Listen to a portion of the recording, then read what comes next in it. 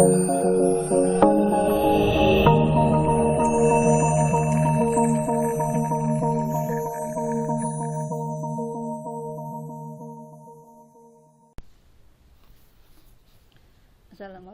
warahmatullahi wabarakatuh. Baiklah, di sini saya ingin melanjutkan materi mata kuliah Sistem Informasi Akuntansi, yang mana pada mata kuliah ini kita sudah memasuki pertemuan ke-10 ya. Nah, di dalam pertemuan ke-10 ini saya akan membahas mengenai klasifikasi pengendalian intern ya. Di dalam klasifikasi pengendalian intern ini ada konsep dalam pengendalian intern tersebut di dalam manajemen ya, yang memiliki lingkup yang sangat kuat ya, yang mana ditujukan untuk mendeskripsikan sistem pengendalian keseluruhannya ya. Kemudian di dalam prosedur pengendalian internal ini adalah ada prosedur yang namanya pengendalian spesifikasi ya, yang mana digunakan di dalam sistem ini untuk mengklasifikasi pengendalian intern yang terdiri dari 4 klasifikasi internal ya. Nah, yang pertama adalah preventif, detektif, dan korektif ya.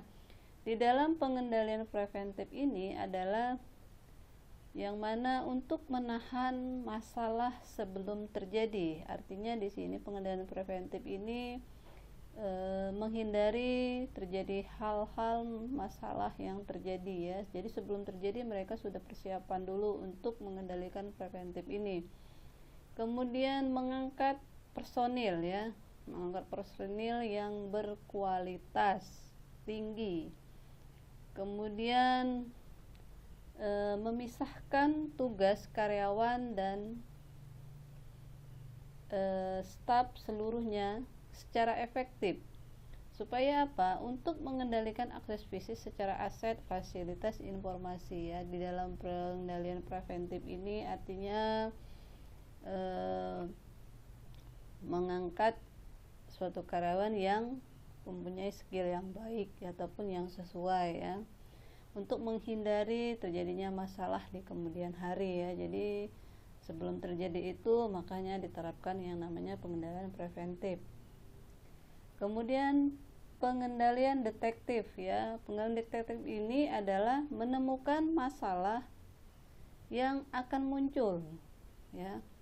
Jadi di dalam pengendalian detektif ini contohnya seperti pengecekan ganda dari perhitungan, kemudian mempersiapkan rekonsiliasi bank dan neraca percobaan bulanan. Artinya di sini melakukan perbandingan ya, perbandingan yang muncul. Apabila terjadi perbedaan ya, maka di sini kita akan mengecek yang namanya di rekonsiliasi bank juga ya.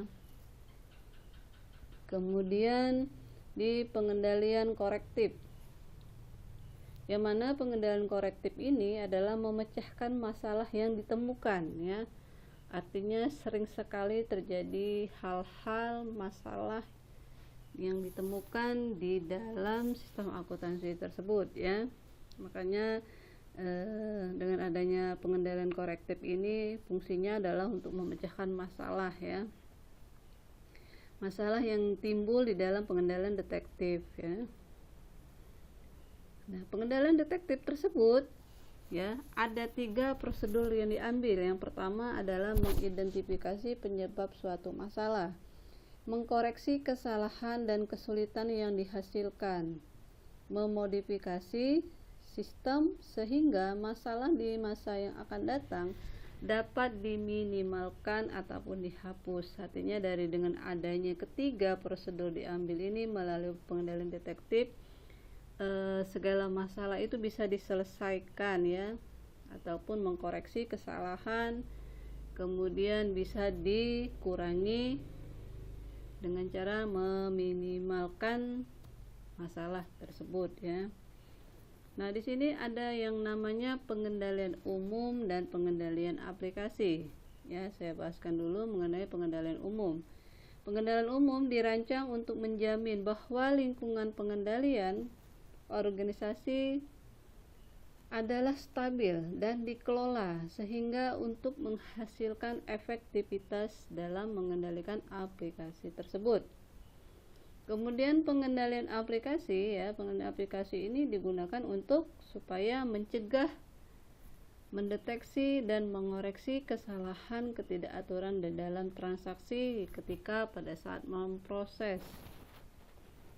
Dan di sini ada juga yang namanya pengendalian administratif dan pengendalian akuntansi ya. Di sini saya akan menjelaskan mengenai pengendalian administrasi tersebut. Fungsinya adalah membantu menjamin efisiensi operasional dan kepatuhan kepada kebijakan manajemen ya. Pengendalian akuntansi adalah membantu mengamankan aset dan mencatat catatan keuangan. Nah, yang berikutnya adalah tentang input, processing, dan output.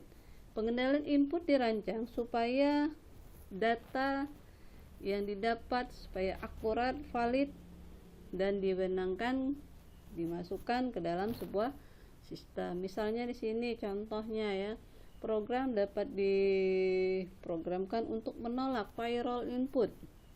Nah, dengan adanya bagian input ini dimasukkan dalam sebuah daftar karyawan yang diberi dengan wewenang, artinya ada terjadi sistem yang menolak pada saat sistem itu mau di input ya. Pengendalian processing dirancang untuk menjamin semua file dan catatan terupdate secara tepat ya. Adapun komponen COSO internal model ya. Yang pertama adalah lingkungan pengendalian. Di dalam lingkungan pengendalian ini terdiri dari banyak faktor ya. Yang pertama adalah komitmen pada integritas dan nilai etika. Kemudian filosofi manajemen dan gaya operasinya ya.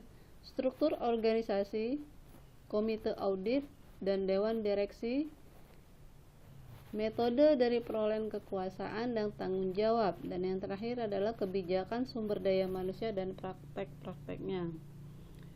Jadi itu saja yang bisa saya sampaikan dari beberapa pengendalian dalam sistem informasi ya. Apabila di dalam penjelasan saya agak kurang dipahami, saya mohon maaf. Akhir kata saya akhiri. Wabillahi taufiq wa hidayah. Wassalamualaikum warahmatullahi wabarakatuh.